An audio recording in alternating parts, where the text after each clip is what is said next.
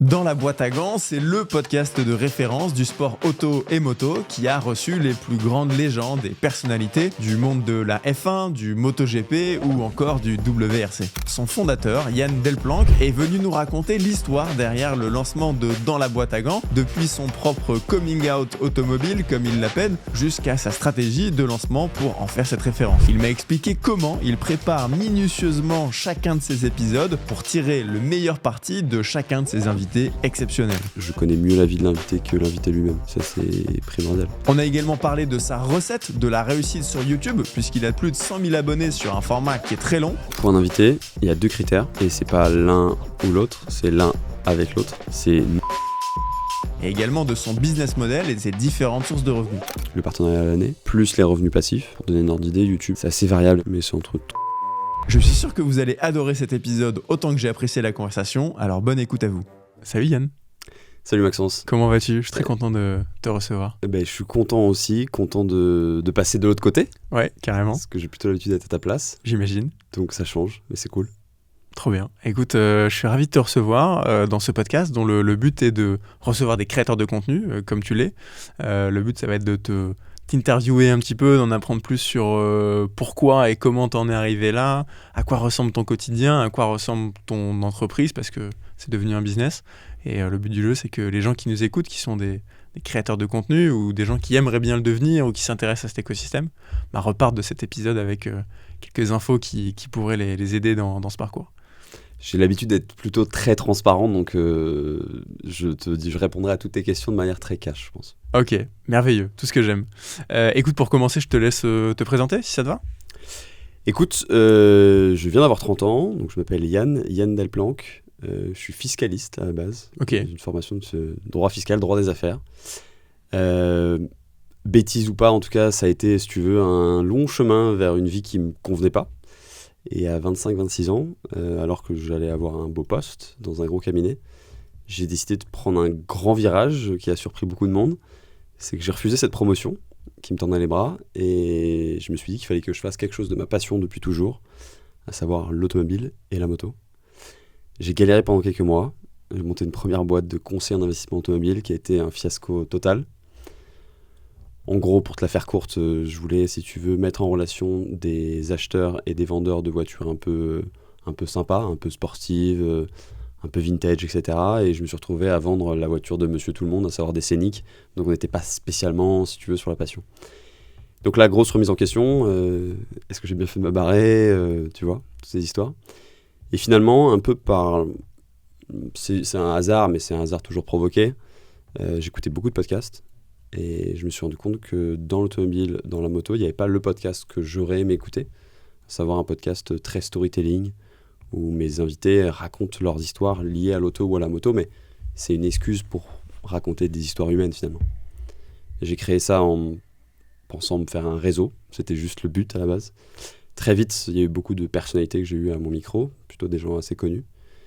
Et en fait, de fil en aiguille, c'est devenu un business, mais je t'expliquerai un peu tout ça par la suite. Ok, trop bien. Et cette passion de l'auto et de la moto, ça te vient d'où, depuis que t'es tout petit C'est une grande question parce que c'est la question que je pose à peu près à tous mes invités. Tu vois, j'ai fait plus de 200 Ouais. épisodes maintenant, donc je commence à avoir un peu un panel des réponses. Souvent, ça vient de l'enfance, des parents, de la famille, des amis. Moi, c'est un peu inexpliqué parce que ma famille en a absolument rien à faire de l'auto. La moto, je t'en parle même pas. Mais ça m'a jamais quitté, tu vois. C'est la seule passion pour laquelle j'ai lu beaucoup de magazines alors que je lis pas du tout. Où je me surprends à toujours regarder des vidéos sur YouTube, encore maintenant, tu vois, alors que je suis passé un peu de l'autre côté de la barrière. Ouais, c'est un truc qui m'anime. Maintenant, j'ai les 2 pieds en plein dedans. Et la flamme, c'est toujours pas diminuée, tu vois, elle est toujours aussi intense. Donc je pense que ça restera toute ma vie, c'est comme ça, je suis piqué.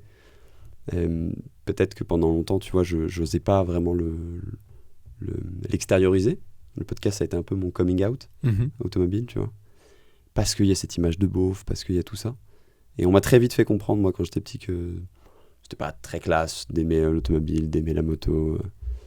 Donc ouais, j'ai vécu ça en silence et depuis bientôt 4 ans, c'est tout l'inverse, tu vois. Ok. Et il y a 4 ans, j'imagine que le format podcast, qui est aujourd'hui en pleine expansion, de plus en plus de gens écoutent et consomment du podcast, il y a 4 ans, c'était beaucoup moins le cas.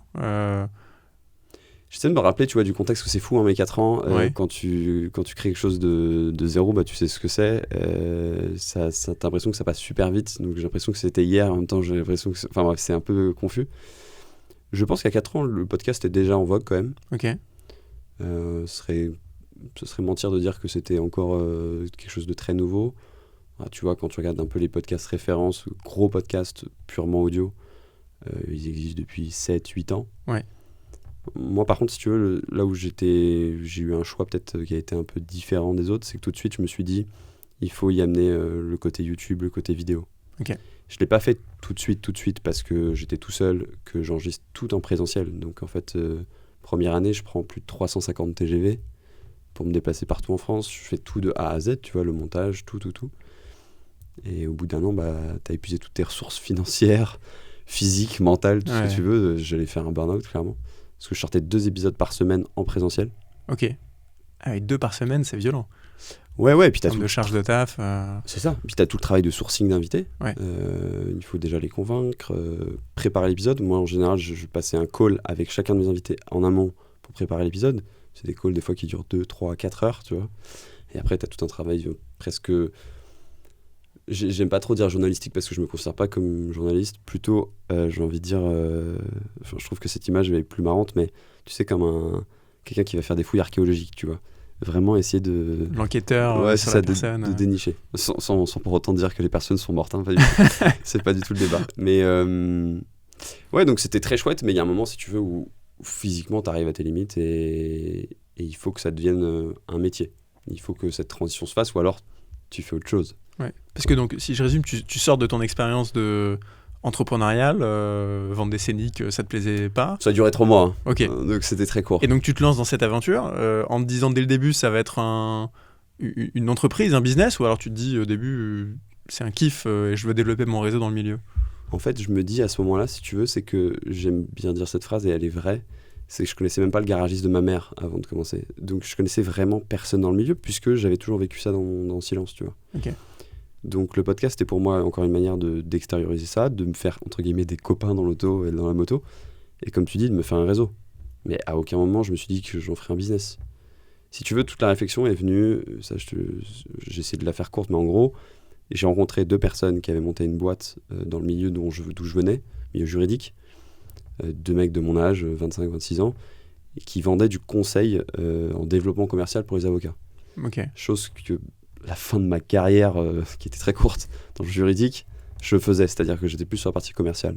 Et je m'étais rendu compte que les avocats avaient tendance à mépriser les jeunes, et de surcroît des jeunes qui ne sont pas avocats. C'est un milieu très particulier. Ok. Et en fait, quand ces 2 mecs de mon âge m'ont appris qu'ils avaient monté une boîte et que ça tournait plutôt pas mal et qu'ils avaient quand même les cadors du milieu qui leur faisaient confiance, je me suis dit, mais comment ils ont fait pour les convaincre alors même qu'ils avaient sûrement dû avoir le même problème que moi. Et en fait, en les rencontrant, puisque j'avais un peu de temps à ce moment-là, je me suis rendu compte qu'ils avaient d'abord créé un podcast qui leur avait permis de mettre le pied dans la porte. La première personne avait amené la deuxième, la troisième et quatrième. Et ils avaient créé toutes leurs ramifications comme ça. Et moi, en fait, dans ma tête, ça a fait tilt. Je me suis dit, mais voilà, mon cheat code, en fait, il est là pour l'automobile. Donc, c'était pas d'en faire un business. Pour moi, c'était plutôt de créer un réseau et de créer des business à la suite avec ce réseau. Ok. C'était plus ça l'idée. La stratégie du pied dans la porte avec le podcast. Quoi. Exactement. Franchement, c'était une duplication de ce qu'ils avaient fait. Ok. Et au final, ça a un peu évolué, j'imagine. T'as pas créé d'autres business ou t'as essayé peut-être dans ton parcours ? Si, on a d'autres business maintenant, je dis on parce que j'ai un associé. Okay. Je pense que si tu veux vraiment créer quelque chose qui dure dans ce genre d'activité, il faut savoir se diversifier. Mais d'abord, si tu veux, oui, c'est devenu un business parce que j'ai tellement aimé ça que je me suis dit comment je fais pour en vivre. Et donc là, tu commences à questionner un peu d'autres podcasteurs, etc. Et tout me dit, tu sais, ça prend du temps, on te sort des chiffres un peu à la volée, 3 ans. Ça prend 3 ans. Ok, tu sais pas d'où ça sort, mais ça prend 3 ans. Très bien. Et moi, le truc, c'est que si tu veux, je savais que j'avais une réserve financière de 1 an maximum. Donc, moi, il fallait que je fasse ça en 1 an, sinon j'étais mort. Et ça correspondait aussi à mon arrivée à Paris. Et je pense que tu n'es pas sans savoir qu'arriver à Paris, ça coûte plus cher qu'être en province. Et donc ça a été très chaud, ça s'est joué à pas grand-chose, mais on a fait en sorte, alors au début de manière très très rudimentaire, mais de générer les premiers revenus, en fait, je dis on parce que mon associé qui était mon stagiaire à ce moment-là est arrivé à ce moment-là. Donc au bout de 1 an. Ok. Et donc, avant que ton associé arrive, j'aimerais bien qu'on revienne sur vraiment les tout débuts, les premiers épisodes, les premiers invités. Comment tu décides de à qui je vais proposer d'être dans mon podcast ? Quand tu es un petit nouveau, tu démarres de zéro, comment tu arrives à les convaincre de venir parler avec toi pendant 1 heure ou 2 ? Raconte un peu les tout débuts de cette expérience. Je pense qu'au début, ça serait mentir que de dire que je savais exactement qui je voulais avoir. Je savais là où je voulais aller, mais je savais que je pourrais pas aller directement là où je veux être. Ok. Donc en fait, ce qui s'est passé, c'est que j'ai créé une page Instagram que j'ai fait monter en mettant plein de photos de bagnoles, tu vois. J'ai fait monter, je sais pas, en 1 semaine à 2000 abonnés, un truc comme ça. Et après, j'ai tout supprimé et j'ai expliqué vite mon concept. À ce moment-là, j'avais ni le nom, parce que dans la boîte à gants, en fait, c'est mon petit frère qui a trouvé le nom un peu bourré à 3h du mat. À quelque chose près, ça devait s'appeler Sur la plage arrière. Ce qui aurait été un autre concept. Je laisse les gens se faire des images. Ok.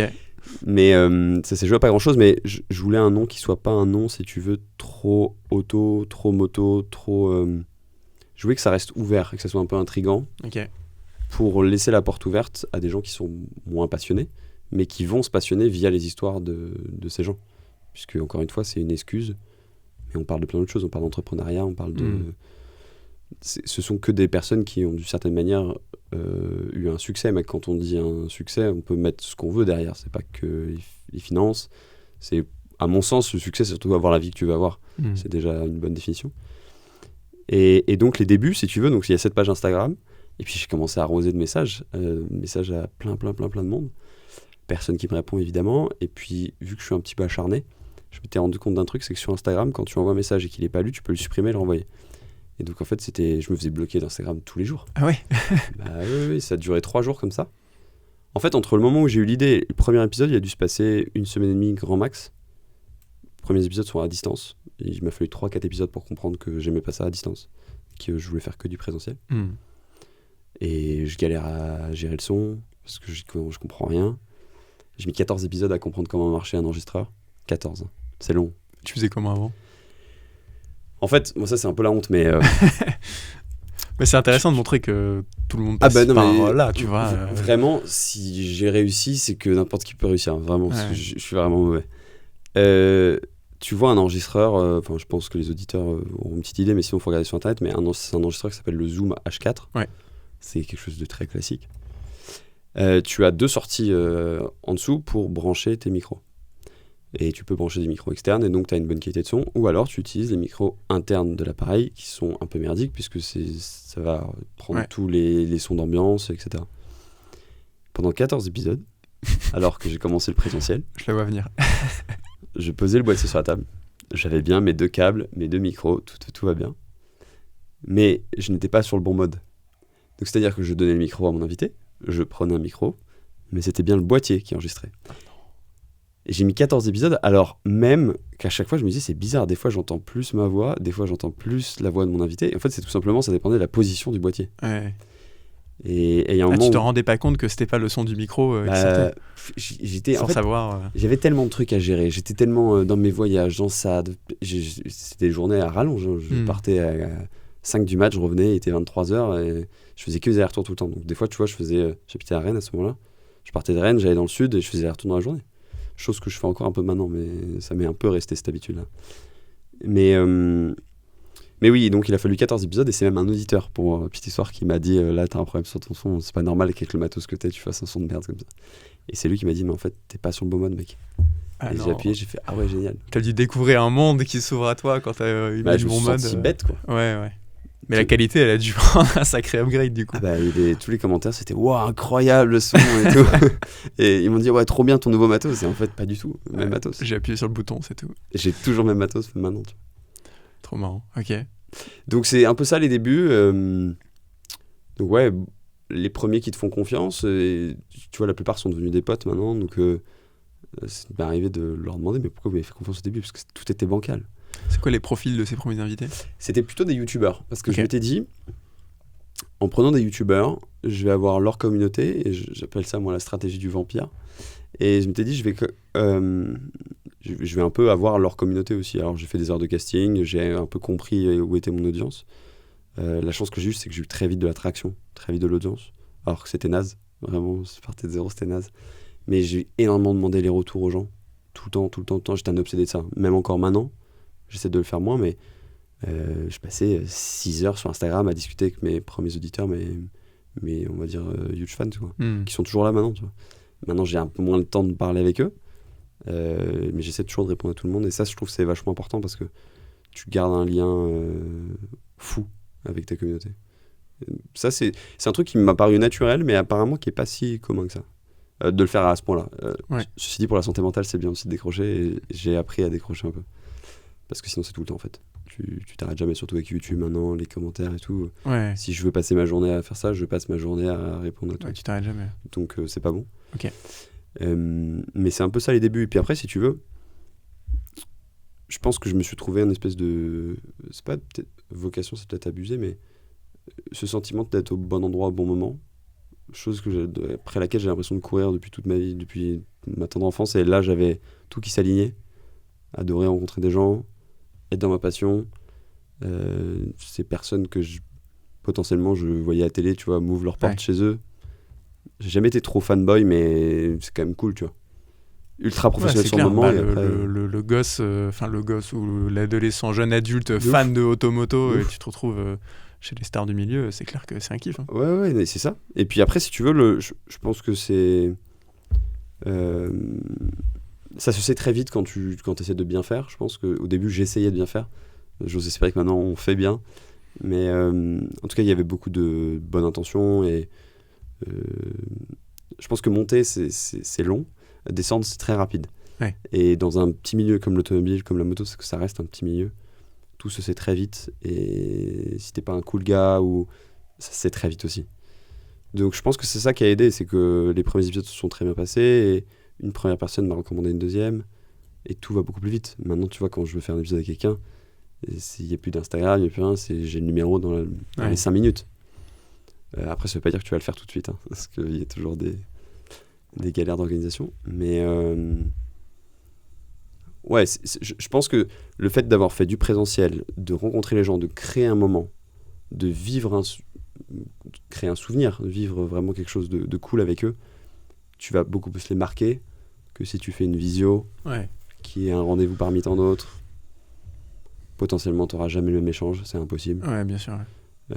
Souvent, je bouffe avec eux avant ou après. Enfin, voilà, c'est pour ça que je te dis qu'il y en a pas tous, mais certains sont devenus des potes et c'est cool. Tu te crées ta petite famille, quoi. Ouais, trop bien. Et tu parlais de stratégie un peu de croissance. J'adorais ton truc des 0 à 2000 avec des posts et des photos pour accumuler du monde, etc. Une fois que tu es à 2000 abonnés, ce qu'on entend souvent sur les podcasts, c'est que c'est très bien pour justement créer un lien fort avec les gens qui t'écoutent et tu as un vrai sentiment de lien émotionnel presque avec les gens de ta communauté. Mais par contre, l'inconvénient, c'est que c'est dur de faire connaître un podcast. Les plateformes vont peut-être moins te mettre en avant que de faire connaître un compte TikTok ou YouTube ou ce genre de choses. C'est quoi, toi, ta stratégie pour faire connaître ton projet, ton podcast, au-delà des gens que tu vas aller interviewer ? C'est pour ça que nous, notre stratégie, ça a été très vite la vidéo. Okay. Ce que je te disais avec l'arrivée de mon associé, où on a pu vraiment mettre la vidéo en place, c'est-à-dire où j'avais plus besoin de moi de m'en occuper de la vidéo, je pouvais me concentrer sur mon invité, sur le contenu, et lui gérer la vidéo. Au début, c'est que des iPhones. Hein. Tu vois, la première vidéo qui dépassait 500 000 vues, c'est 2 iPhones. Hein. Et donc, comme quoi, ça sert à rien de se suréquiper au début, je pense. Il faut vraiment tester, voir si on aime ça, si c'est aussi un autre métier pour moi. C'est 2 métiers différents qui sont complémentaires, mais qui sont différents. La manière de traiter, de créer l'intrigue. Donc, quand tu vas créer tes vignettes, tu vas créer ton intro, c'est autre chose. C'est pour ça que je pense qu'il y a beaucoup de podcasteurs qui se cassent les dents sur YouTube. Il y en a très peu qui arrivent. Je citerai pas de nom, mais des très gros. Parce que c'est penser que parce qu'on est gros sur de l'audio, on va être gros sur de la vidéo, c'est complètement con. Donc nous, oui, pour répondre à ta question, notre stratégie, ça a été tout de suite YouTube, Pourquoi ? Parce que YouTube est un moteur de recherche, c'est très puissant comme algo, contrairement à Apple Podcast, Deezer, Spotify. Il y a une réalité qui va peut-être pas plaire à beaucoup de podcasteurs, mais c'est que j'en discutais encore avec des gens de Spotify il n'y a pas si longtemps. Ils ont vu le marché plus gros qu'il n'est. C'est-à-dire qu'ils ont investi... Marché du podcast ? Marché du podcast. Ils ont investi massivement et ils sont clairement à perte en ce moment. C'est pour ça qu'ils sont en train de repartir un peu en arrière. Pourquoi ils mettent la vidéo aussi ? C'est parce que justement ils sentent que le vent est en train de tourner par rapport à YouTube. Je pense qu'à l'heure actuelle, un podcasteur 2024 qui fait que de l'audio, il n'a rien compris. Franchement. Ok. Et je l'ai toujours dit, maintenant ça s'entend un peu plus. À l'époque, en toute franchise, on se foutait un peu de ma gueule, mais c'est ok. Mais ouais, YouTube, si tu veux, a beaucoup plus de pouvoir de recommandation. Si tu regardes un peu les statistiques, nous, sur nos vidéos, une vidéo qui, en moyenne, on va dire qu'elles font 150, 200 000 vues, donc sur des formats longs, un format de 2 heures. Tu regardes le pourcentage, ça vient 80% des recommandations. Donc c'est-à-dire que ça arrive dans ton feed, tu sais, ta page d'accueil, et tiens, ça devrait te plaire, regarde ça. Donc si t'as pas bien fait ton travail de vignette, d'intro pour capter tout de suite dans les 10 secondes, c'est mort, la personne est repartie. Et tu le vois sur les stats. Après, je pourrais aller encore plus loin là-dessus, mais nous, si tu veux, notre strat maintenant est basée plus sur YouTube que sur l'audio. Ok. On a carrément fait un switch là-dessus, ce qui est peut-être un axe d'amélioration possible, c'est justement que l'audio, on aimerait bien le rebosser un peu plus. Ok. Parce que là, maintenant, c'est devenu presque une conséquence subsidiaire de la vidéo. Ça veut dire que j'ai pas fait gaffe, moi j'étais surtout regarder ton contenu sur YouTube et moins en audio. Ouais. Les intros, etc., c'est pas les mêmes. Le fichier podcast, c'est pas juste un extract audio de ta vidéo, quoi. Non, le fichier audio, ça va vraiment être le fichier de base, retravaillé, parce qu'on enlève beaucoup, tu sais, les bruits de bouche et choses comme ça.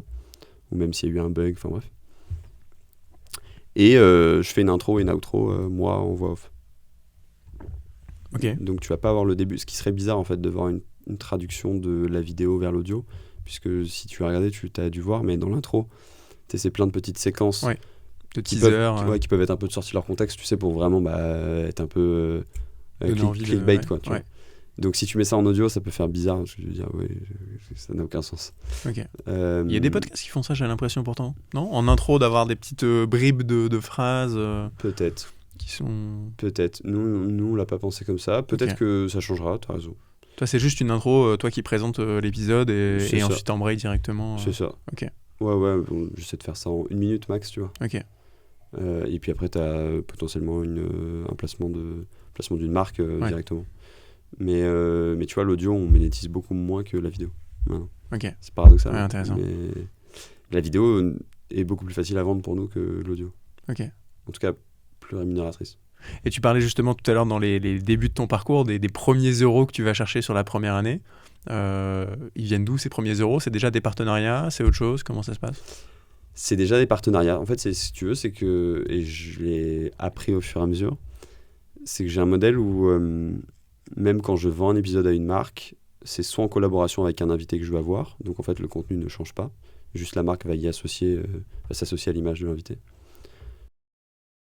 En collaboration, c'est-à-dire un invité prestige, si tu veux, la personne sur laquelle on va faire la communication pour que le public vienne, plus un représentant de la marque, qui lui aussi est passionné. Si tu veux, le point commun de tous mes invités, c'est la passion auto ou moto ou les deux. Là où au début, si tu veux, parce que tu testes, un épisode on ne le vendait pas du tout le même prix qu'on le vend maintenant, on parlait de quelques centaines d'euros, tu vois, alors que maintenant on parle plutôt de dizaines de milliers. Et j'ai fait quelques erreurs de casting, clairement. Parce que j'ai pas trop cédé aux sirènes, tu sais, du moment où t'es un peu en galère de thunes et tu dois accepter des choses. Ça, j'ai eu la chance de pas trop le faire, mais j'ai quand même fait 2-3 heures de casting. Tu veux dire d'invités que t'aurais pas dû avoir ? Ouais, et qui, s'ils avaient pas été payants, je les aurais jamais eu. Je vais pas citer de nom pour pas être vexant, mais... Ils se reconnaîtront. Peut-être ou peut-être pas, j'en sais rien. Mais c'est ça les premiers euros, ouais. C'est ça les premiers euros, plus une campagne, je crois, en audio. Ok. Donc là, vraiment, les premiers euros, la vidéo n'existe pas.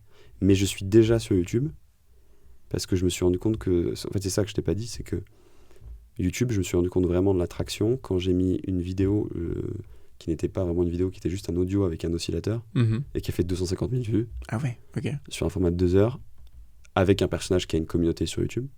Encore une fois, stratégie du vampire, etc. Ok. Mais qui a particulièrement bien marché. Mais tout de suite, je m'étais dit, si tu veux, je commence par des youtubeurs, mais après, je vais évoluer sur autre chose. Maintenant, j'en fais plus du tout des youtubeurs. C'était vraiment pour l'amorce. Ok, intéressant. Et même ces premiers youtubeurs, il faut aller les convaincre quand même, il faut aller les chercher, ou ça s'est fait petit à petit, d'avoir des premières mises en relation, etc. Des fois, c'est assez lunaire, des fois, c'est par Insta, tu sais pas pourquoi, alors que le gars, il a 1,5 million, il te répond sur Insta. Et Ok. Stéphane Rothenberg, tu vois, ça s'est fait comme ça aussi, hein, c'est pas un youtubeur, Ouais. présentateur de M6. Ça s'est fait via Insta, mais il me répondait tous les 6 mois, tu vois. Et j'ai fini par tourner sur un setup d'une émission, dans sa loge. Excellent. Et on s'est manqué plusieurs fois, on s'est jamais revu depuis. On s'est plusieurs fois au téléphone, on a plein d'occasions, plein de potes en commun maintenant, mais non, on s'est jamais revu. Mais non, il n'y a pas une seule vérité. C'était... En fait, j'étais un acharné. Faut te remettre dans le contexte. Ça me fait même bizarre de le dire maintenant parce que je travaille toujours beaucoup, mais beaucoup... Enfin, c'est plus humain ce que je fais. C'était vraiment non-stop. Enfin, tu vois, moi j'ai une famille où j'ai toujours été un peu le branleur parce que à l'école, j'avais des facilités, mais j'étais pas excellent et j'en avais rien à faire.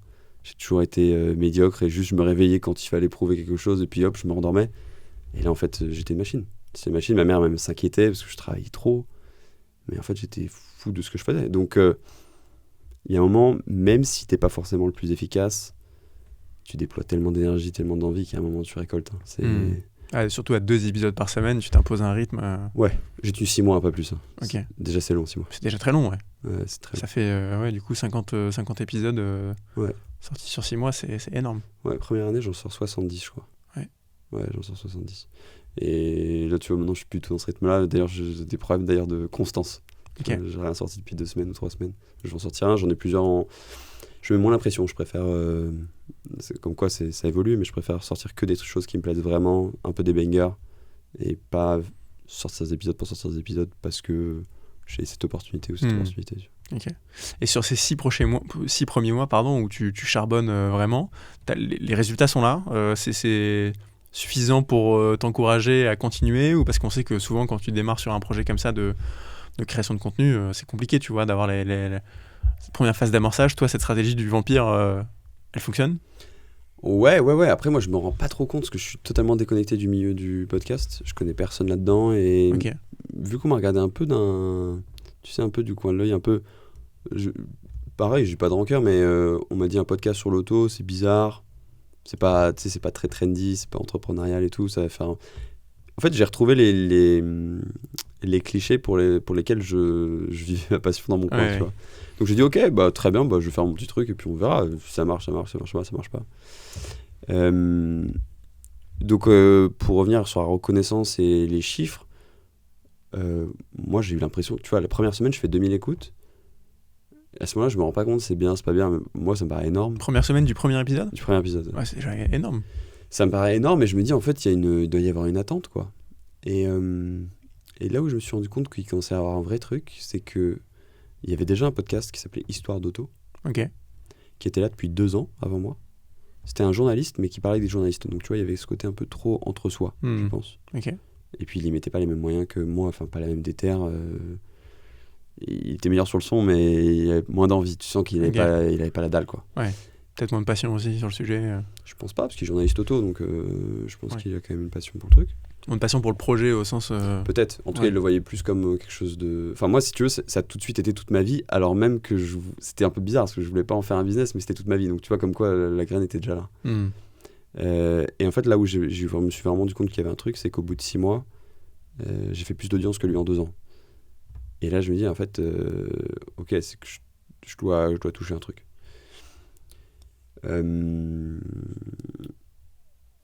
Et puis surtout, en fait, c'est ça le plus fort, c'est que moi, je me payais en souvenirs. C'est-à-dire que je rencontrais des gens que personne n'a trop l'occasion de rencontrer. J'avais un temps exclusif avec eux où ils racontaient des histoires que potentiellement ils racontent même pas à leurs potes. Et quand les gens écoutaient le truc, ils me disaient mais c'est hallucinant, c'est fou, je savais pas tout ça et tout. Et si tu veux, t'es comme un dingue parce que tu te dis en fait ça a du sens ce que je fais. Tu te sens comme un privilégié. Ouais. Et puis avant toute chose, ce podcast, avant de le partager aux autres, je me fais kiffer moi en fait. Hein. C'est très égoïste. Hein. Hmm. Et le jour où je me fais pas kiffer moi, je sais que l'épisode il est foiré. Je sais que quand ça me plaît pas, potentiellement ça plaira pas aux gens. Hmm. Quand j'ai un banger, je le sais et ça trompe jamais. Après, en quelle proportion, ça tu sais pas, mais tu sais quand t'as fait un truc de fou et quand t'as cette magie qui opère. Au moment où ça décroche et que le mec part dans la magie, tu vois. Et le moment, tu vois, où je décide d'en faire vraiment mon business, en tout cas d'essayer d'en faire mon business, c'est plutôt ça, c'est à peine au bout de 3 mois. Okay. Je suis en tournage à Saint-Tropez chez un grand pilote de rallye qui s'appelle François Delecourt. J'arrive là-bas, donc je suis descendu exprès. Hein. Il m'a oublié. Il sort d'une sortie VTT avec 20 de ses potes. Donc j'arrive, c'est le bordel à la Casbah. Mais bon, accueillant et tout, mais pendant 1 heure, ils sont en train de bouffer des sandwichs et tout, et moi je suis là comme un con, je sais pas trop quoi faire, et puis je suis obligé de m'imposer un moment pour dire, bah je suis venu pour une raison, faut qu'on le fasse, tu vois. Et là, t'as tous ces potes qui suivent, et qui sont là, mais tu vas faire quoi? Un podcast? C'est quoi un podcast? Enfin, ils comprennent rien. Et donc là, t'es un peu, ok. Ouais. Et tu te mets dans ta bulle, tu fais ton truc, et tu te rends compte en fait à la fin de l'épisode que les gars, ils ont surkiffé, ils connaissent leurs potes depuis 20 ans et ils ont appris des trucs sur leurs potes. Et t'as François Delecourt qui dit mais en fait c'était la meilleure interview de ma vie. Et là en fait tu sais plus trop où t'habites, t'as ce moment justement, ce que je te disais, t'es au bon endroit au bon moment, tu vois. Et t'as envie que ce sentiment là il perdure dans le temps. Donc évidemment je suis pas naïf, il faut que ça devienne un business parce que sinon je suis pas fils de millionnaire, il faut que je vive, tu vois. Et donc c'est là où je me suis dit ok, je sais plus exactement dans quel ordre ça s'est fait, mais quand on me dit 3 ans, je dis ok, bah moi ça va être 1 an parce que j'ai que 1 an en fait, donc j'ai pas le choix. Il faut que ça marche, ouais. Il faut que ça marche. Ça a été chaud, mais puis ça peut toujours l'être, t'es jamais à l'abri de tout, même si plus ça avance, plus on est périn quand même. Mais ouais, je pense que quand t'es face au mur, pied, je sais plus quelle est l'expression. Dos au mur. Dos au mur, ouais. Exactement. C'est pas face, c'est dos au mur. Face au mur, ceci dit, c'est pas assez sympa non plus. Ouais, c'est pas ouf. C'est ce que j'allais dire mieux en fait. Ouais. Mais ouais, quand t'es dos au mur, je vais pas dire que tu fais des choses extraordinaires, mais tu te donnes les moyens de. Ouais, en fait, t'as juste pas le choix, quoi. Enfin, moi, c'était vraiment, fallait payer mon loyer, donc on y va, quoi. Ouais. Et puis en même temps, à se garder en tête, ce que je te disais, c'est de dire, t'as pas envie de faire n'importe quel contrat parce que je pense qu'il faut tout de suite avoir une vision long terme pour te dire, ok, est-ce que je serais fier de ça dans 3 ans, 4 ans, 10 ans de ce contrat-là? Parce que potentiellement, si c'est pas le cas, bah, je flingue un peu mon image et donc je n'en retirerai pas les fruits plus tard. Ça, c'est un truc qui maintenant, moi, m'anime complètement. C'est un projet, il y a plus de chances que je dise non que oui. Et si je dis oui, c'est est-ce que dans 10 ans, j'en suis toujours fier? Ouais, 10 ans, parce que 10 ans, et potentiellement, je ferai autre chose. Donc, 10 ans, c'est pas mal déjà. 10 ans, c'est pas mal. Ok, intéressant. Mais d'autant plus que, tu vois, tu disais, on arrive à provoquer des moments de magie, c'est la meilleure interview de ma vie, etc. Alors que t'es avocat, enfin de base fiscaliste. Comment tu deviens un bon intervieweur, justement? Comment tu arrives à provoquer ces moments de magie? Comment tu prépares ces épisodes, peut-être? J'imagine que ça se passe aussi beaucoup là-dedans. Qu'est-ce qui fait, selon toi, un bon hôte de podcast? Je pense que c'est quelqu'un qui est empathique, qui a une capacité à savoir mettre à l'aise très rapidement. Après, je pense qu'il y a beaucoup de choses, tu sais, qui sont presque chimiques, mais ça, tu peux pas le contrôler vraiment, même au téléphone. Et il paraît, je dis paraît parce que c'est quelque chose qu'on me dit, mais que j'ai une voix qui apaise beaucoup. Ça, peut-être que ça joue. Et puis surtout, en fait, je connais mieux la vie de l'invité que l'invité lui-même. Ça, c'est primordial. Je pense que malheureusement, beaucoup d'intervieweurs sont au travail passé, tout simplement. Ok. J'en écoute quand même pas mal, maintenant. Je trouve qu'il y a des mecs qui sont très très bons. Nana aussi, d'ailleurs. Mais je vois quand même beaucoup de médiocrité, tu vois. En fait, je trouve que c'est presque une marque de respect, si tu veux, de surtravailler le sujet. C'est-à-dire que la personne te fait confiance, elle te confie un peu son image d'une certaine manière. Donc, si j'arrive pas à surpréparer, mais trop préparer, c'est-à-dire qu'en fait, moi, l'idée, c'est que j'ai jamais, comme toi, en fait, j'ai pas de questions, j'ai juste sa vie, vraiment, mais je peux avoir 20 pages, 30 pages. En général, à force, je connais tout par cœur. Si bien qu'en fait, la personne, si elle part dans un sens que j'ai pas du tout anticipé, bah, je peux y aller sans me dire oh là là, j'ai une question, oh là là, c'est terrible.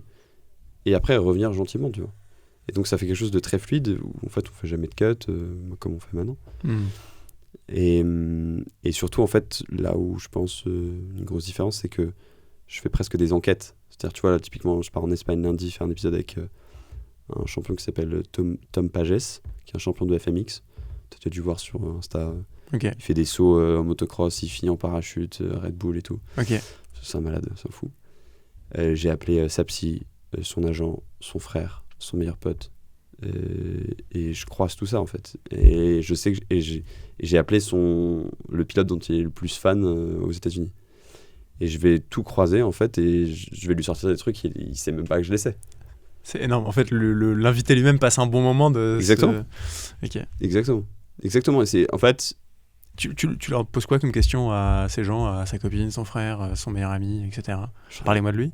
Ouais, raconte-moi des j'ai jamais de plan vraiment fait en tête. Okay. J'essaie, ça va paraître paradoxal, mais avant d'avoir la personne intéressée, enfin l'invité et les personnes qui sont afférentes, j'essaie de moins de me renseigner possible sur l'invité pour ne pas me créer de biais.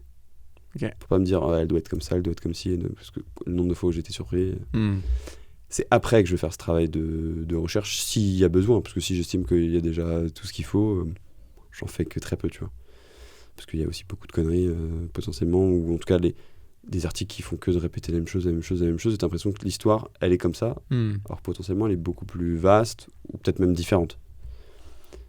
Et les questions que je peux poser, c'est des souvenirs, les anecdotes qu'ils ont marquées, comment il est, alors j'ai appris ça par un tel, toi t'en penses quoi? Et des fois en fait ils se contredisent, et du coup c'est marrant parce que ça va créer un truc. Enfin ouais, il t'a dit ça, ok d'accord, moi j'avais plus... Et puis des fois en fait ils se balancent des trucs les uns sur les autres, tu vois, ils se mettent des petites vannes. Et donc en fait vu qu'une personne a été piquée par l'autre, l'autre va en balancer une autre, et en fait tu te retrouves avec des dingueries. Tu connais toute sa vie, quoi. Toute sa vie, je pense c'est présomptueux, tu vois, mais le meilleur compliment, tu vois, qu'on puisse me faire, c'était ce week-end, si tu veux, j'étais avec un gars qui s'appelle Marc Blanchard, s'il écoute, qui a créé une marque qui s'appelle 100%, très connue dans l'univers du VTT, de la motocross. Ils font des masques, des fringues, enfin c'est très stylé. Et ce gars-là, en fait, est très pote depuis 20 ans avec un de mes invités que j'ai eu sur le podcast. Et c'était la première fois qu'on se rencontrait. Et il m'a dit, très cool l'épisode que t'as fait avec Dimitri Coste. C'était l'invité que j'ai eu. Et je dis, tu le connais bien, donc t'as rien dû apprendre, mais cool. Il fait, mais tu rigoles ou quoi? J'ai appris plein de trucs sur lui, et plein de trucs qu'il m'avait jamais dit. Et ça, en fait, c'est le meilleur compliment que tu puisses me faire, parce que ça veut dire que j'ai réussi à mettre mon invité dans un contexte où il raconte des choses qu'il ne raconte même pas à ses meilleurs potes. Ouais, c'est fort. Et ça, c'est cool. Ça, c'est cool parce que tu amènes quelque chose de différent. Ça veut pas dire que tout le contenu, il a appris des choses. C'est mentir. Il fallait connaître quand même 90% de sa vie, tu vois. Mais ne serait-ce qu'une ou deux histoires, ça me va, tu vois. Ça me va parce que ça veut dire que tu as réussi à le mettre à l'aise pour qu'il se confie et qu'il sente dans un cocon où il n'y a rien qui va être déformé. Tu sais, il y a aussi ça maintenant. C'est une vraie réalité, surtout quand tu parles de personnes qui sont très médiatisées. Tu fais très attention. Donc, c'est un peu ça. Je vais me te dire un truc qui va faire psychopathe, mais quand je dis que je connais mieux la vie de mon invité que l'invité lui-même, c'est qu'en fait, je suis obligé de connaître toutes les dates, etc. Alors quand c'est ta propre vie, tu connais pas forcément toutes les dates par cœur, parce que c'est normal, en fait, tu vis ta vie, quoi. J'ai écouté d'ailleurs l'épisode avec Fred Vasseur où tu dis oui, en 94, tu fais ça, etc. Lui, oula, moi je suis un peu perdu sur les dates. Tu vois que lui-même est perdu sur le truc. Oui, mais ça m'arrivait plusieurs fois, si tu veux, que je dise effectivement en 94 ou un truc comme ça, et que le gars me dise non, ça doit être en 95. Et moi, je sais que c'est en 94. Mais je peux pas lui dire, parce que sinon je vais passer pour un psychopathe. Le nombre de fois où ça m'arrivait où l'invité il me dit attends, on va vérifier. Il vérifie, t'avais raison. Et moi, t'es obligé de faire comme si j'ai eu de la chance, alors qu'en fait, pas du tout. Je savais. Mais tu peux pas. C'est trop bizarre. Oui. Mais donc, c'est ce côté surpréparation. En fait, tu vois, je pense que c'est un peu comme un humoriste. Il y a des humoristes qui sont très forts en improvisation. L'improvisation, c'est du travail en amont. C'est pas j'arrive les mains dans les poches, etc. Donc, pour pouvoir improviser, il faut surpréparer. Et cette surpréparation me permet de pallier plein de plein de déconvenues ou de surprises, surtout quand tu te déplaces à chaque fois pour différents tournages. Chaque tournage est égal à un lieu différent, un univers, tu rentres chez la personne. Donc, plus je m'enlève de stress à côté sur la prépa, plus je vais pouvoir en fait m'adapter le plus rapidement possible à ce nouveau milieu, quoi. Ok. Hyper intéressant. Je t'interromps 2 secondes dans cet épisode. Si tu apprécies la conversation et que tu as l'impression d'apprendre quelque chose, moi aussi j'ai beaucoup appris et j'ai résumé par écrit tous les points clés de cet échange. Et si ça t'intéresse, je peux t'envoyer ça, je te mets le lien dans les commentaires. Et deuxième chose, toujours si tu apprécies cette conversation, j'ai vraiment besoin de toi, que tu nous laisses un avis sur Spotify, Apple Podcast, sur YouTube, de laisser un commentaire, t'abonner, nous envoyer de la force, tout simplement parce que c'est grâce à ça qu'on peut avoir des invités d'exception pour faire de toi un super créateur de contenu. Et sur le sujet de... Tu disais en 6 mois, t'as fait... là aujourd'hui, je sais plus à combien d'épisodes t'es en tout, plus de 300, c'est ça ? Non. Non, Plus de 200, je pense. En numéroté, on doit être à peut-être 150. Mais après, tu as eu plein de hors-séries, machin, enfin bref. Ou même sur les 6 mois où tu sors 50 épisodes. J'imagine que tu, quand même, constates quelques patterns, je dirais, de sujets qui marchent bien, en fait, d'épisodes qui marchent mieux que les autres. C'est quoi, selon toi, les ingrédients de, justement, un bon contenu ? C'est quoi la recette dans la boîte à gants pour un bon contenu ? La recette, elle est super simple. Pour un invité, il y a 2 critères. Et c'est pas l'un ou l'autre, c'est l'un avec l'autre. C'est notoriété, profondeur d'histoire. Ok. Et si t'as les 2, ça fait de la magie. Encore plus si le mec est cool et on s'entend bien. Parce que ça s'en sent quand 2 personnes s'entendent bien, en fait, tu l'entends direct. Quand un mec, je dis un mec parce que c'est des formations professionnelles, malheureusement, dans un milieu où il y a beaucoup de mecs. J'aimerais bien qu'il y ait plus de nanas, mais j'ai pas envie non plus de faire la discrimination positive. Ça me ressemble pas du tout. Mais oui, en général, ça se passe très bien. J'ai plutôt de la chance. Mais ouais, c'est les 2 critères.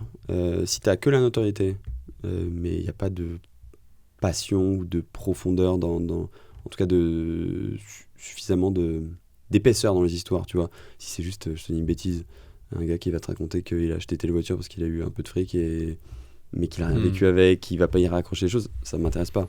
C'est pas un podcast où on cite des modèles ou quoi que ce soit, tu vois. C'est vraiment souvenir.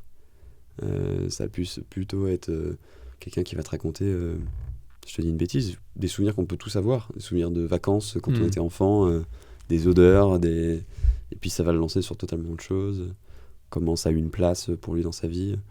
C'est pour ça que on a eu des profils tels que des pilotes, des team managers, des acteurs, tu vas voir des acteurs américains bientôt, des chanteurs. Tant qu'il y a la passion, c'est ok. Et autant la notoriété en amont, tu la connais déjà, la profondeur de l'histoire, avant de faire l'épisode, justement c'est dans cette phase de documentation où tu vas faire un travail de savoir si oui ou non cet invité vaut le coup, entre guillemets, de recevoir selon la profondeur de l'histoire. Comment tu évalues justement si une histoire est suffisamment bonne pour être partagée ? D'où l'intérêt de les avoir au téléphone en amont. Okay. Ou si c'est pas possible, d'avoir des personnes qui y sont liées. Et si tu vois que le projet te plaît pas, t'y vas pas. Ok. Donc parfois tu fais des appels de préparation et tu dis en fait non, j'ai pas envie. Ah ouais, de ouf. Ok. Ah ouais, ça arrive souvent ? Non, pas souvent, mais ça m'arrive, ouais. Ok. Ça m'arrive. Et puis à chaque fois où j'ai forcé, j'ai regretté. Ok. Donc je me fais vachement confiance sur... En fait, j'ai une règle qui va te paraître peut-être bête, mais j'aime bien me faire confiance sur cet instinct-là parce que je me dis que si j'ai tort, écoute, je le saurais jamais parce que par essence, j'aurais pas fait épisode. Mais si j'avais raison, je me dirais putain, je le savais. Et du coup, t'as des regrets parce que tu te dis j'ai engagé tout ce travail, tout ça pour faire un épisode qui est moyen où t'as pas pris de plaisir plus que ça. T'as plus été poussif et tu t'es mis en mode robot pour que les gens captent pas trop que ça a été un peu un enfer. Mais ça m'est arrivé de le faire quand même pour certains gros noms où je le sentais pas, mais je l'ai fait quand même. Et je regrette pas parce que j'ai le gros nom, tu vois, mais ça n'a pas été une partie plaisir. Pas une partie de plaisir à ce point ? Genre ouais. T'as souffert entre guillemets pendant l'épisode, c'était pas facile ? Ouais, je souffre parce que je me prépare tellement, je donne tellement, tu vois, mon âme dans ce truc, que si j'ai pas ne serait-ce qu'un tout petit retour, C'est pas une question d'ego, c'est plus une question de... Encore une fois, tu vois, j'aime bien dénicher des histoires. Et quand je sens que la personne va finalement, malgré tous les efforts que j'ai faits pour le mettre dans un bon contexte, bien bosser le truc, avoir des pépites et tout, et qui me sert la soupe comme il la sert à tout le monde, je suis fou. Ouais, il a pas respecté le concept en fait. Exactement. Ouais. Exactement. Donc, je veux pas dire que je prends ça comme un manque de respect ou quoi que ce soit, pas du tout.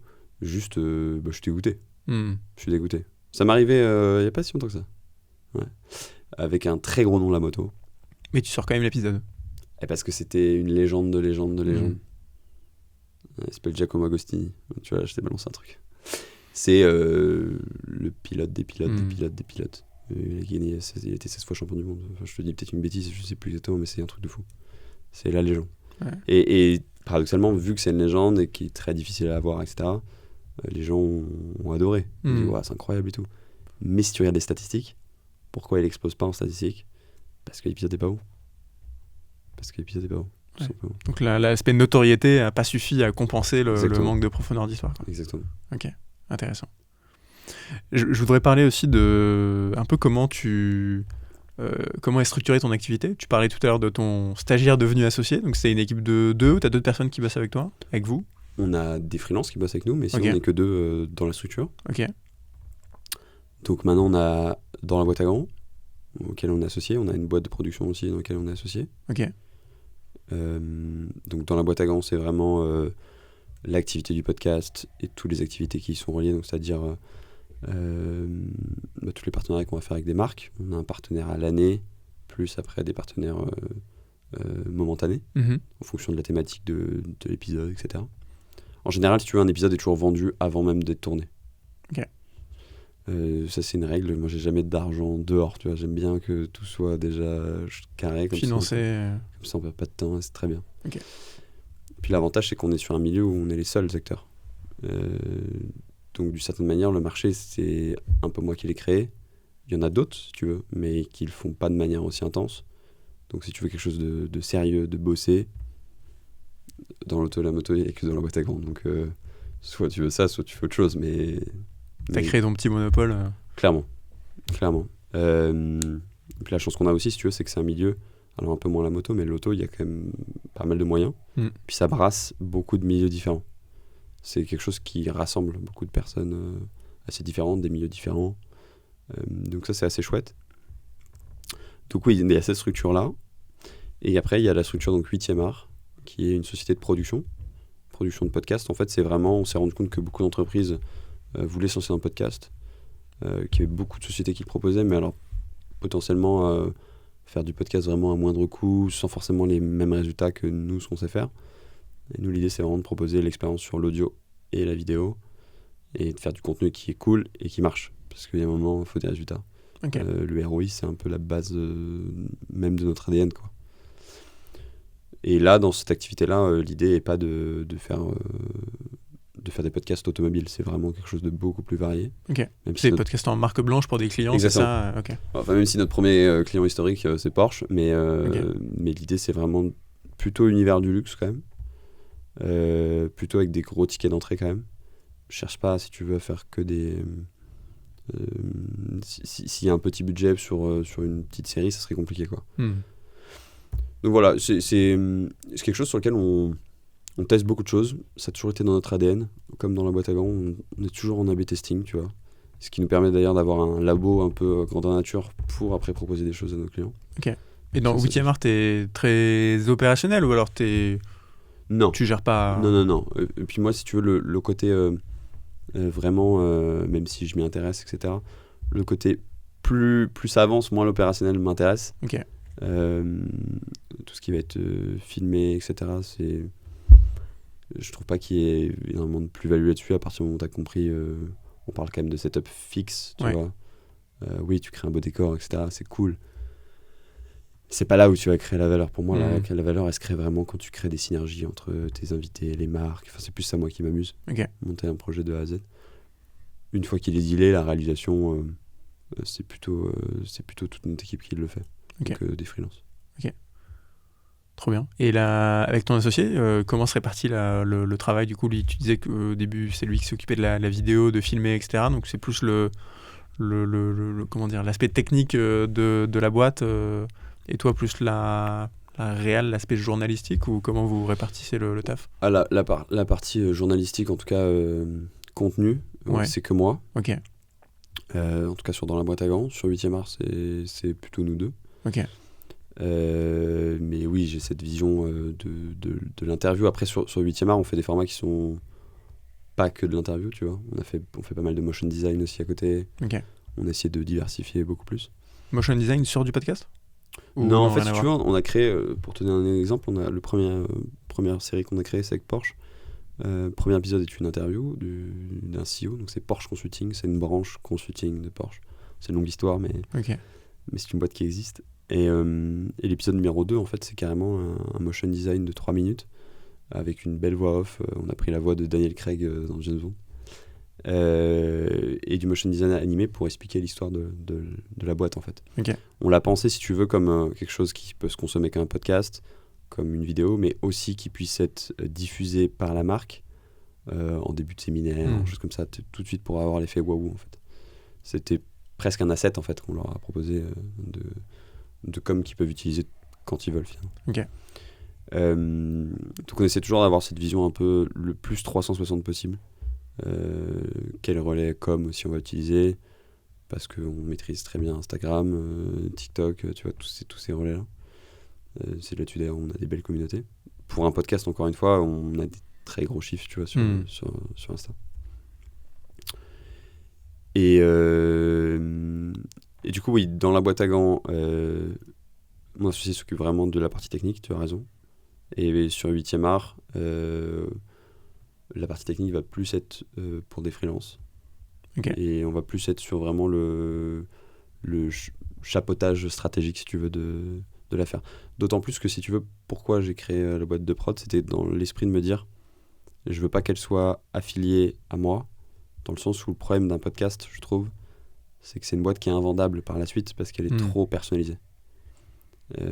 Si t'es plus là, en fait, elle n'existe plus. Et vu que je pense déjà un peu à la suite, la boîte de prod pour moi est quelque chose de plus vendable, qui peut avoir une valeur intrinsèque, ce qui n'est pas le cas. C'est plus détaché de ta personne. Exactement. Donc Ok. plus ce sera détaché, mieux ce sera. Ok. J'aimerais même à terme que les gens sachent même pas, en fait, que je suis derrière. Ok. Donc ouais, à terme j'irai même plus sur les tournages, tu vois. Ça serait un peu la vision du truc. Ok, ouais, ça a du sens. Et tu disais t'avais des free dans le boîte à gants. Qu'est-ce qu'ils font, du coup? Montage, vignette, Ok. motion design quand on en a besoin. Parce qu'on fait beaucoup de motion design, tu sais, pour les pré-rolls, notamment sur YouTube. Ouais. Donc les petites vidéos courtes de publicité. Donc ça, on a fait ce choix-là aussi, parce que c'est très qualitatif par rapport à une vidéo face cam, tu sais, où tu racontes une histoire où souvent c'est pas très très quali. Là, le message passe mieux, et en général les marques sont très très contentes de ça. C'est vous qui le faites, c'est pas la marque qui fournit Non, c'est ok. Ok. Ouais. Intéressant. On facture, mais Ouais, bien sûr. Ouais. Ok. Ouais, il y a très peu de marques qui font ça. Enfin, ou alors ils ont des pubs, si tu veux, de télé, mais c'est pas adaptable sur YouTube parce que c'est trop long ou quoi, tu vois. Ouais. Donc on aime bien faire ça, et en général quand on leur propose des exemples et qu'ils voient le truc, ils disent ah ouais, putain, c'est cool. Ok. Vraiment c'est pas du dessin animé, hein, mais motion design, pour Ouais, les gens je qui vois savent pas, c'est des images clés, des animations, et tu comprends l'interaction, quoi. Ok. Et je veux rebondir sur ce que tu as dit aussi, justement sur Instagram et TikTok, parce qu'effectivement, il y a beaucoup de podcasts qui, comme sur YouTube, se cassent un peu les dents sur ce format vidéo, et là d'autant plus vidéo courte. Pareil, même question que tout à l'heure sur le podcast, c'est quoi pour toi les ingrédients vraiment un peu d'une bonne transformation, ou une bonne adaptation d'un contenu très long sur un podcast, où il y a des conversations longues, il faut comprendre le contexte, etc. Comment tu arrives à en faire de très bonnes vidéos courtes d'1 minute qui non seulement sont regardées pour ce qu'elles sont en tant que vidéos courtes, et qui aussi, j'imagine que le but c'est derrière aller convertir ces gens-là en auditeurs ou en watchers sur les formats longs? En fait, je pense que c'est vraiment très personnel, mais je pense que c'est une connerie de penser que tes formats courts vont t'envoyer vers ton format long. Ah ouais? Parce que ça marche jamais, je crois. plus ou moins. En tout cas, nous, c'est ce qu'on a observé. Et tout ce que je sais, ceux qui me disent que vraiment un réel ou un TikTok leur envoie beaucoup de trafic sur une vidéo, à mon avis, il faut vraiment des proportions énormes pour que ça soit notifiable. Donc moi, je pense qu'il faut plutôt le concevoir comme un format en tant que tel. Quelque chose qui se consomme en tant que tel. Et tu vois, je l'observe assez souvent quand je vais sur des événements auto-moto où on me reconnaît de manière assez logique maintenant. Souvent, en fait, quand je discute avec des gens, ils me disent « Ah ouais, c'est super ce que tu fais sur Instagram et tout. » Et là, je suis « Ah ouais, ok. » Et t'es allé voir sur YouTube et tout. Ouais. Et t'en as, en fait, qui connaissent dans la boîte à gants que par Instagram. Et au début, ça choque. Et en fait, c'est ok. Parce que potentiellement, t'as des gens que tu ne capteras jamais sur du format long parce que c'est pas ta cible. Et le format court leur va très bien. Donc, oui, nous, on l'a pensé comme un format long à la base. Mais tu vois, je pourrais même te donner des exemples d'épisodes en format long qui n'ont pas été ouf, mais qui ont cartonné en format court. Donc, comme quoi, je pense qu'il faut. C'est bien d'avoir les deux. Et donc, pour faire du bon format court, il faut vraiment le penser comme une vidéo indépendante. Un truc qui intrigue de fou. Soit tu le laisses sur ta fin, potentiellement t'iras sur le contenu long, mais je te dis, je crois pas trop. Soit tu as une vraie histoire qui tourne en boucle, parce que c'est ça tourne tout le temps. Donc en fait, il faut que la fin soit logique avec le début, et que ça fasse une espèce de boucle. Et puis après, c'est l'art du sous-titrage, un peu d'images flashy, mais pas trop, pour pas que ça fasse cheap. Et tu penses aux questions à poser en te disant tiens, ça c'est une bonne question qui fera un bon TikTok par exemple dans ton podcast, ou non, vraiment c'est pas du tout Ça, c'est mon associé qui voudrait que je sois comme ça. Mais moi, je peux pas faire ça. Je peux pas faire ça et j'ai pas envie parce que c'est un peu illogique par rapport à ce que je viens de te dire, mais j'ai on a tous des paradoxes, mais j'ai cette intégrité où tu vois, j'ai envie avant toute chose que l'échange il soit cool, et j'ai pas envie de me rajouter cette pression me disant ah, faut qu'il dise ça à ce moment-là et comme ça. Même si des fois t'as envie qu'ils te le disent de la même manière qu'ils te l'ont pu te le raconter, évidemment. Et souvent ça marche. Et là tu sais que c'est bien. Mais en même temps, tu peux pas prévoir le fait que t'as des personnes qui s'expriment très bien, qui vont pas bugger, qui vont pas bafouiller, qui vont pas se répéter. Et puis t'as des personnes qui s'expriment très mal. Et c'est un enfer en fait. Pour le format long, ça va parce que tu peux faire des cuts et tout, mais pour le format court, à monter, des fois nos monteurs ils s'arrachent les cheveux. Pour un format de 1 minute, ils ont dû cut 10 minutes. Parce que le mec il part dans des détails qui n'ont aucun sens, et cet esprit synthétique que tout le monde ne l'a pas en fait. C'est pas une question d'âge, c'est pas une question, c'est juste comme ça. Donc ouais, c'est un peu la vision qu'on a sur format long, format court. Et peut-être qu'on a tort, hein. Je sais pas, hein. Je pense pas qu'il y ait de vérité là-dessus. Surtout que tu sais comme moi que les algos changent tout le temps. Ouais, bien sûr. Si t'es pas en veille tout le temps, voilà. Tu vois, là on a eu une période de creux et là ça remarche terriblement bien. Non, mais c'est marrant que tu me dises que les formats courts convertissent pas selon toi. Enfin, moi j'aurais pensé que tu vois, la stratégie c'était de dire on va faire du format court sur TikTok et Reels, où c'est plus facile de faire une vidéo à 500 000 vues sur TikTok que sur YouTube en format long, ou encore pire en podcast. Et de se dire, voilà, on va faire du très grand public avec des formats courts, et ensuite amener les gens à s'abonner sur Instagram, et ensuite potentiellement aller voir la chaîne YouTube, tu vois. Bah en fait, toi, tu me dis que ça marche pas trop comme ça. C'est juste que c'est trop d'action. En fait, moi, j'y crois pas. Quand tu vois la galère que c'est déjà pour avoir des abonnés sur YouTube, alors que t'as qu'une action à faire. Là, tu demandes une action sur Instagram qui va déclencher une deuxième action sur YouTube. Tu sais à quel point on est tous inondés de notifications de ce que tu veux, etc. Je pense que, par contre, là où c'est intéressant, c'est que tu travailles sur ton image de marque. Tu vois, nous, nos bonnettes, on a des micros à main. Pourquoi nos bonnettes, il y a dans la boîte à gants dessus ? C'est qu'en fait, je me faisais piquer mon contenu de partout sur Instagram, sur TikTok. Maintenant, on me le pique, je m'en fous, en fait, parce que dans la boîte à gants, elle est là. Donc, en termes de puissance de marque, je pense, peut-être que je me trompe, mais par rapport au volume qu'on fait, au volume qu'on a d'abonnés, j'ai l'impression qu'on est beaucoup plus puissant que ce qu'on a réellement physiquement. Parce que, justement, je me rends compte, si tu veux, souvent quand je contacte des marques. Il y a très peu de marques maintenant quand je contacte qui me disent je connais pas du tout, tu vois.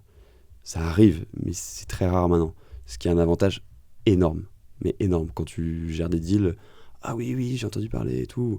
Ou mieux, ah oui, j'écoute, et là, c'est caviar. C'est caviar. C'est voie de gauche, et puis tu fonces. Mais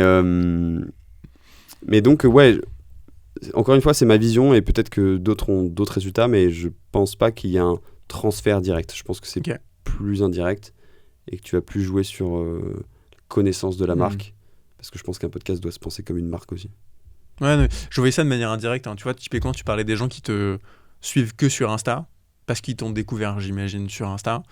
Et potentiellement, à horizon 3-6 mois, il y a peut-être 5-10% de ces gens qui vont aller vers du contenu un peu plus long, tu vois. Moi, je pense que, tu vois, ma vision du truc, comment ça se passe, peut-être que je me trompe.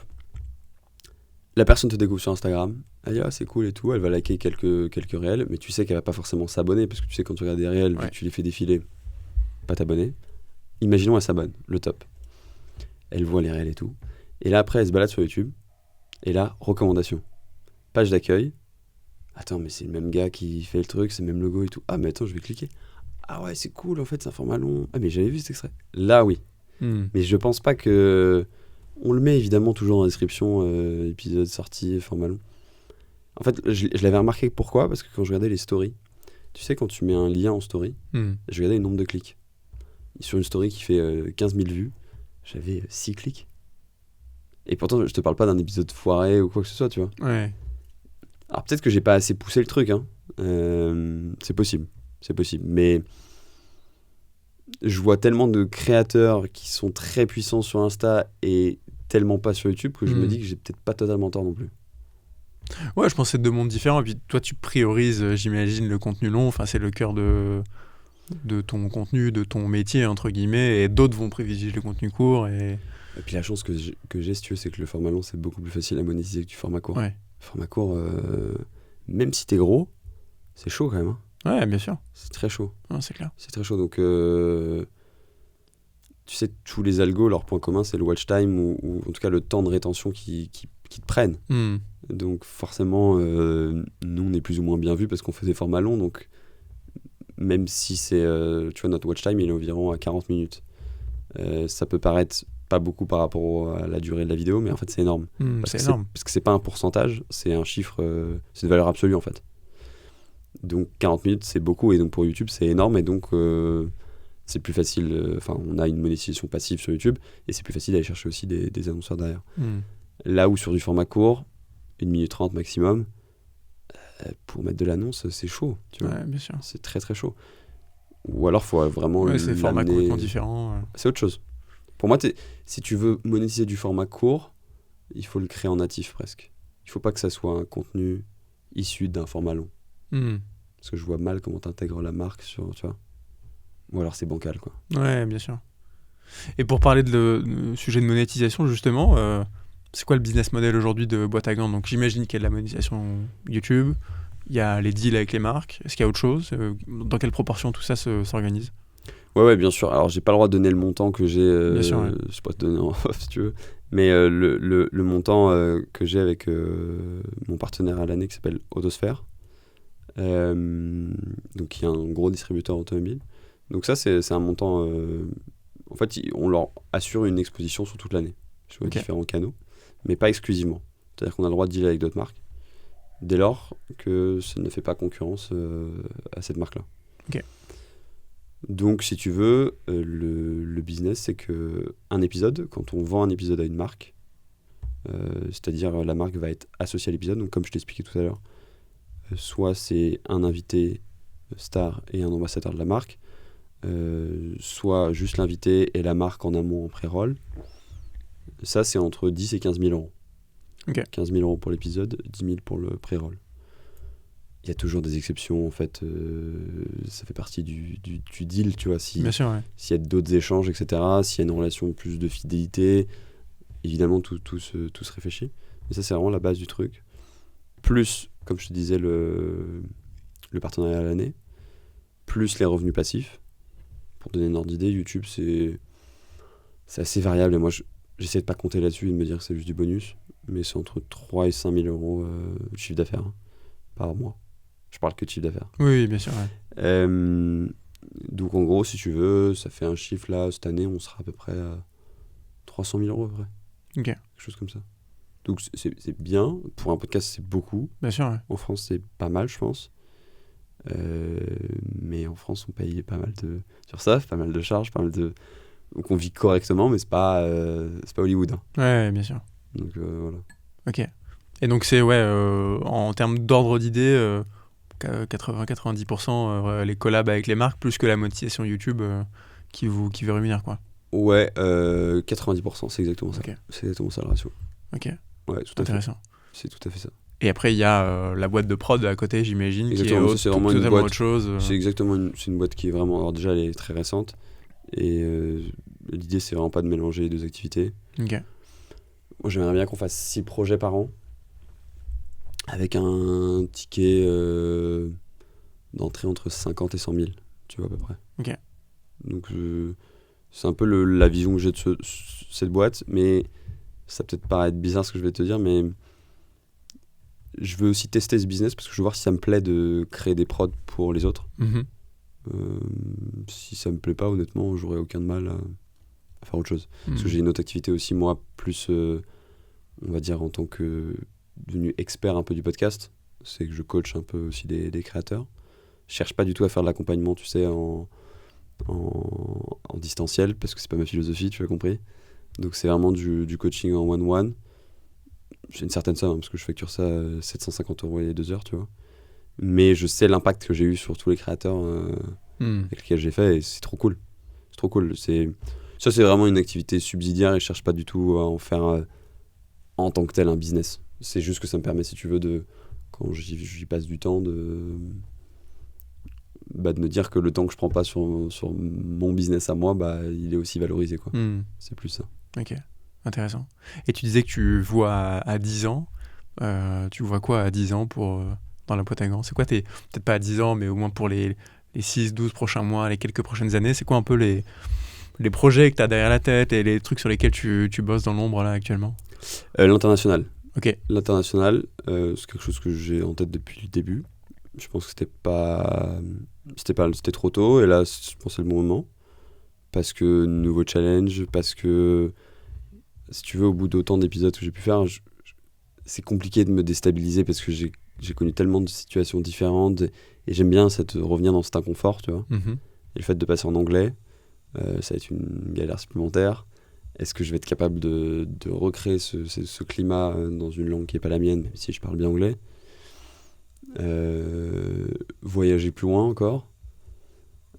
Plein de galères de logistique. Enfin, en gros, j'ai envie de me foutre dans la merde, tu vois, j'ai envie de me créer des problèmes. En gros, c'est un peu ça.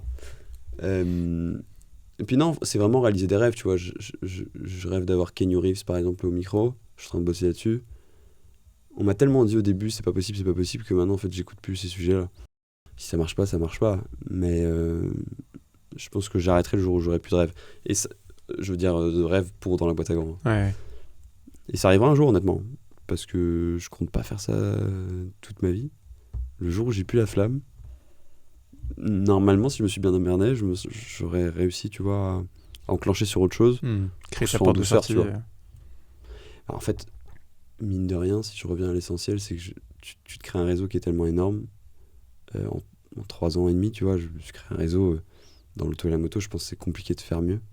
Parce que c'est un peu un cheat code, tu vois, ces 2 micros-là. C'est fou. C'est dingue. Ouais, tu peux imaginer plein de possibilités. Tu connais les marques, tu connais les personnalités, les talents, appelle ça comme tu veux. Tu peux être cette personne de confiance un peu entre tout ça, quoi. Ok. Donc ça pourrait me plaire. Ça revient un peu au métier que je fais déjà maintenant, sauf que je passe un moment comme on fait maintenant, tu vois. Mais donc, je sais pas, à voir. Je pense que c'est bien de planifier, mais en même temps faire des plans sur la comète, des fois ça se passe jamais trop. Tu vois, là j'ai appris que j'allais écrire un bouquin. Enfin, j'ai appris, c'était un rêve, et ça va se faire. Trop bien, bravo. Ouais, c'est trop cool. Mais donc je pense qu'il faut, c'est un mélange entre être patient et en même temps semer les petites graines qui vont bien. Mais en tout cas, international, c'est la prochaine étape. Ok, trop bien. Beau projet, sacré challenge. Sacré challenge, et surtout, en fait, je suis curieux de voir les retours parce que tu sais qu'en France, on parle pas très bien anglais. Je connais beaucoup de créateurs qui se sont mangés les dents en passant à l'anglais parce que les gens ont la flemme de lire les sous-titres. Tu ferais ça sur la même chaîne? Tu veux pas lancer un autre truc? Non, même chaîne. Non, parce que en fait, si tu veux, il y a ce côté, c'est vraiment pas égocentrique, bon, peut-être un petit peu quand même. C'est que dans 10-15 ans, tu vois, j'ai envie de me dire que malheureusement, il y a certains invités, parce que j'ai eu des personnes assez âgées, qui seront peut-être plus là. Et ce sera des archives un peu, du monde auto, monde moto. Enfin, je veux que ça soit la référence. Si tu veux savoir l'avis de cette personne, va écouter dans la boîte à gants. Et même s'il n'y aura plus d'actualité, je voudrais que tout ce catalogue soit disponible sur le même endroit. Je veux pas que tu sois obligé de chercher, machin. Donc, ouais, c'est laisser une petite trace, tu vois, d'une certaine manière. C'est là où c'est peut-être un peu égocentrique, mais c'est possible. Non, mais je pense qu'on a tous sur Terre envie de laisser une petite c'est trace, ça. comme tu dis, tu vois, Ouais. Nura, c'est moi qui fais ça. Ouais, C'est en normal, fait, tu vois, ouais, c'est ça, de dire à d'avoir une toute petite échelle, tu vois, ouais. mais d'avoir influencé t'as laissé un d'un truc. degré minime Ouais. le futur ou peu importe. Quoi. Influencer, je sais pas, mais en tout cas, je pense que pour être bon dans le futur, faut connaître le passé. Et c'est pour ça que, si tu veux, aucune de mes interviews ne sont sur l'actualité. Ou alors c'est traité de manière très subsidiaire, ça dure 2 minutes. Parce que je veux qu'elles soient intemporelles. Et ça, c'est un mot qui m'importe beaucoup. Quelque chose d'intemporel, c'est quelque chose qui va rester. Donc, encore une fois, ce que je te disais, c'est que potentiellement, j'en serai encore fier, tu vois, dans 20-30 ans. Ouais. Je me dirais pas, ouais, ça a pris un coup de vieux, c'est chaud. Oui, je verrai plein de problèmes, je verrai plein de tics. Comme le micro pas branché, par exemple. Voilà, mais ça, c'était pas encore sur YouTube, à ce moment-là. Mais putain, je pourrais jamais réécouter, tu vois. Les premiers, impossible que je réécoute. D'ailleurs, j'ai jamais réécouté un seul épisode. Mais ouais, tu sais, là, je vois plutôt à horizon 2-3 ans. Ok. Plutôt comme ça, cycle de vie. Sachant que t'as commencé il y a 3 ans, c'est déjà pas mal. C'était pas mal, 6 ans, c'est pas mal. C'est clair. Mais c'est vrai que c'est bizarre parce que tu vois, j'en discutais avec beaucoup d'autres créateurs, podcasteurs ou quoi. Ils me disent, mais tu te rends pas compte, c'est génial d'avoir un média, tu peux pas laisser. Peut-être que je change d'avis, mais à l'heure actuelle, si demain je veux faire autre chose, franchement, j'aurais pas de mal à. C'est pas à l'abandonner, mais genre juste faire autre chose, quoi. Tu vois. Parce que comme je te dis, je pense pas que c'est une valeur intrinsèque en tant que telle. Donc si tu veux plus le faire, tu peux pas le vendre, tu fais juste autre chose. Ouais. C'est pas. Je pense qu'il faut pas le voir comme un boulet, quoi. C'est pas parce que ça commence à marcher que tu dois faire ça toute ta vie. Ah, faut pas t'enfermer dans un truc si t'as pas envie. C'est ça. Donc tant qu'il y a l'envie, c'est cool. Toute cette réflexion-là, je l'ai eue en fait il y a pas si longtemps que ça, parce que j'ai fait une pause. Parce que ça faisait 3 ans que j'avais pas fait de pause. Et j'ai eu besoin, parce que je commençais à devenir un peu fou de stats, fou de obsessionnel. Et depuis que j'ai fait cette pause, ça va beaucoup mieux, tu vois. Et surtout, je me suis recentré sur ce qui importe vraiment, c'est-à-dire juste à la base, mec, t'as créé ça pour réaliser tes rêves. Maintenant, ta vie, c'est d'être invité à droite, à gauche, de vivre le MotoGP dans les meilleures conditions. Tu vois, je pars dans 2 semaines faire le Tourist Trophy pour ceux que ça parle. L'île de Man, enfin bref, c'est de la folie. C'est un de mes rêves de gosse. Et après, je pars faire un road trip, j'ai l'impression que je fous rien. En Écosse, en Ferrari, tu vois. C'est pour le taf. Pas que. Mais du coup, c'est important, je pense, de pas oublier aussi que il y a 3-4 ans, t'étais nulle part. Je dis pas que je suis quelque part maintenant, mais que tout ça me paraissait juste irréel, en fait. Et maintenant, c'est un peu mon quotidien. Il n'y a pas un jour sans lequel je suis pas dans une bagnole ou sur une moto, ou, tu vois. Donc finalement, c'est ça la plus grande richesse, pour moi. En tout cas, pour l'instant. Trop bien. Donc, je pense qu'il faut juste se questionner là-dessus, quoi. Mais c'est valable pour tout le monde, hein, en soi. Tant que t'as une vie qui te correspond, continue. Ouais, bah t'as l'air épanoui. Hein. Ouais, non, si, pour plaisir. Pour l'instant, c'est cool. Tant que c'est cool comme ça, faut continuer. Après, on verra mes réponses longues pour un concept très court, international. Ok, très bien. Justement, on arrive à la fin de cet épisode. Est-ce qu'il y a un sujet dont on n'a pas parlé que t'aurais aimé aborder ? Un sujet dont on n'a pas parlé, que j'aurais aimé aborder. Tu veux dire professionnel, personnel ? En fait, tu vois, je me rends compte, parce que j'ai donné un TEDx il n'y a pas longtemps, sur le sujet, c'était oser demain. Et moi, tout mon propos, c'était de dire, en fait, pourquoi oser demain alors que tu peux oser aujourd'hui ? Et je me suis rendu compte d'un truc, et je pense que, en tout cas, moi qui m'a particulièrement touché par rapport à mon éducation, et je pense qu'on est beaucoup dans ce cas-là, c'est qu'on ne nous apprend pas à rêver. Rêver, ou en tout cas croire que c'est possible. On te met très vite dans beaucoup de carcans.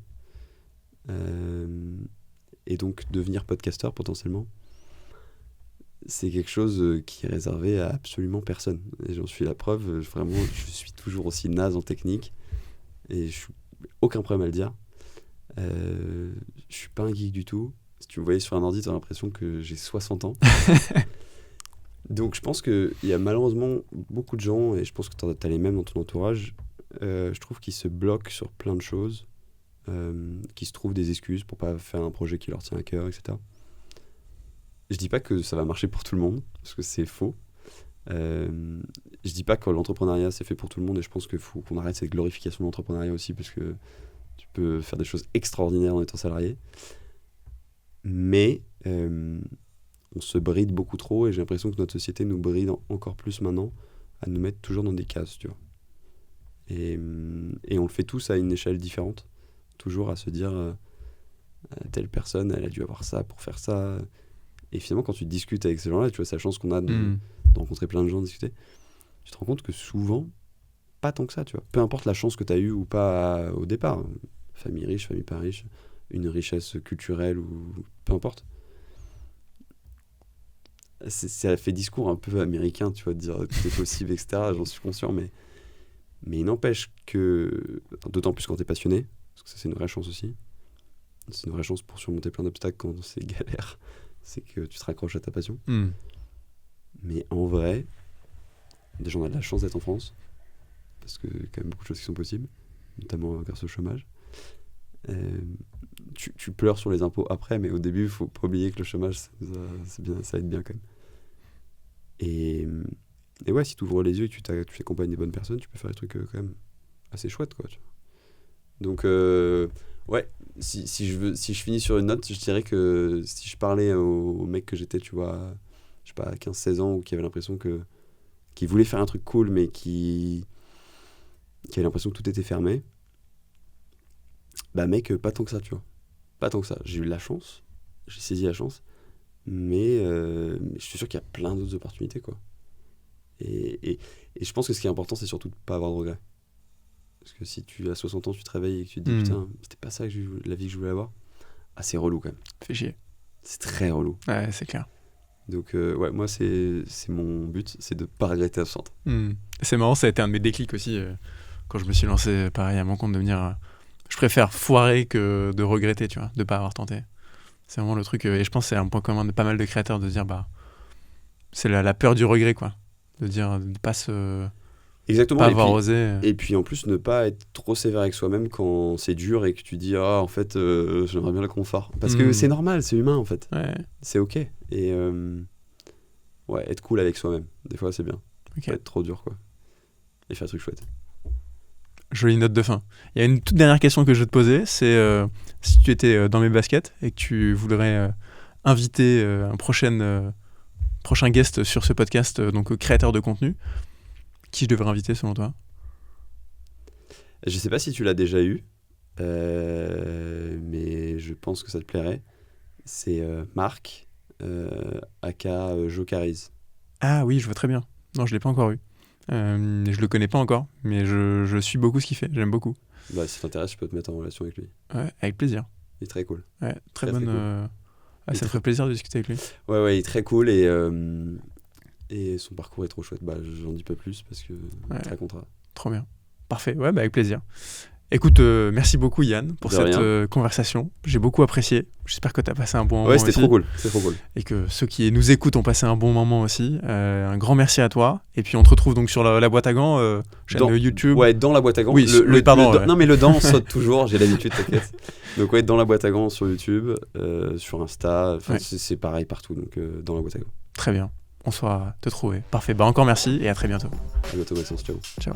J'espère que cet épisode vous a plu. Si maintenant vous voulez récupérer mes notes de ce que j'ai appris pendant la conversation, c'est dans la description. Et si vous voulez qu'on continue de recevoir des personnalités exceptionnelles, envoyez cette vidéo à un ami qui est créateur de contenu, likez, commentez, abonnez-vous. Ça nous donne énormément de force et de crédibilité pour continuer à faire de vous de meilleurs créateurs de contenu.